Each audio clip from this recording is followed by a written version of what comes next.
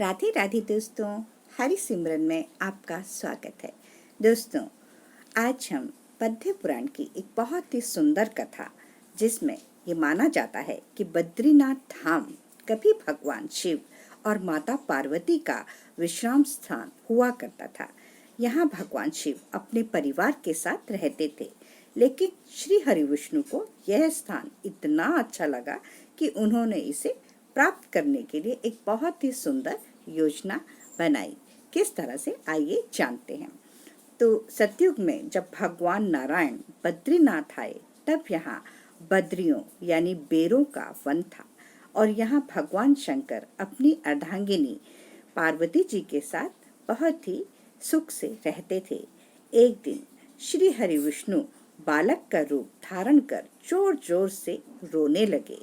उनके रुदन को सुनकर माता पार्वती को बड़ी पीड़ा हुई, क्योंकि वो तो जगत माता हैं और वो उस बालक के रुदन को सुनकर वो बहुत ही व्यथित हो गई और वे सोचने लगी कि इस बीहड़ वन में यह कौन बालक रो रहा है और यह आया कहाँ से और इसकी माता कहाँ चली गई, इसे इस तरह से इस घने बीहड़ वन में छोड़कर। यही सब सोचकर माता को उस बालक पर दया आ गई और तब वे उस बालक को लेकर अपने घर पहुंची। शिवजी तुरंत ही समझ गए कि यह तो विष्णु लीला है, क्योंकि वो तो उनके आराध्य थे कि हर लीला को जानते हैं।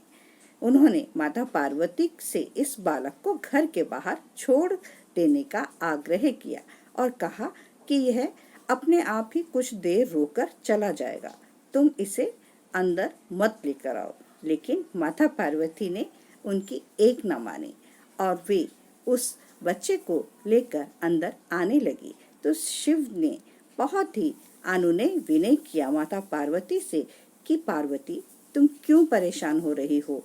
इस घने जंगल में भला ऐसा कौन सी ऐसी माँ है जो इस जंगल में अपने बच्चे को छोड़ के जाएगी? तो ये तो कहीं कोई माया ना हो, तो तुम इसे बाहर ही छोड़ाओ।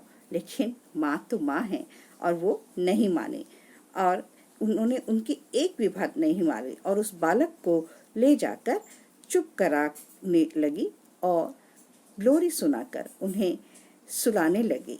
कुछ ही देर में बालक सो गया। तब माता पार्वती बाहर आ गई और शिवजी के साथ दूर भ्रमण पर चली गई और भगवान शिव मुस्कुराते हुए उन माता पार्वती के साथ भ्रमण के लिए चल दिए। भगवान विष्णु को तो इसी पल का इंतजार था। उन्होंने उठकर घर का दरवाजा बंद कर दिया।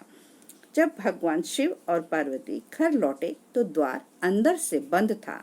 उन्होंने जब बालक से द्वार खोलने के लिए कहा, तब अंदर से भगवान विष्णु ने हंसते हुए कहा कि अब आप भूल जाइए भगवान, यह स्थान मुझे बहुत पसंद आ गया है।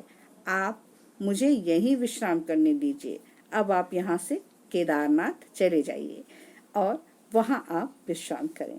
तब से लेकर आज तक बद्रीनाथ भगवान श्री हरि यहाँ पर अपने भक्तों को दर्शन दे रहे हैं और शिव शंभु भगवान शिव केदारनाथ में। तो देखा कितनी सुंदर गाथा। हरि ओम तत्सत। जय जय श्री हरि।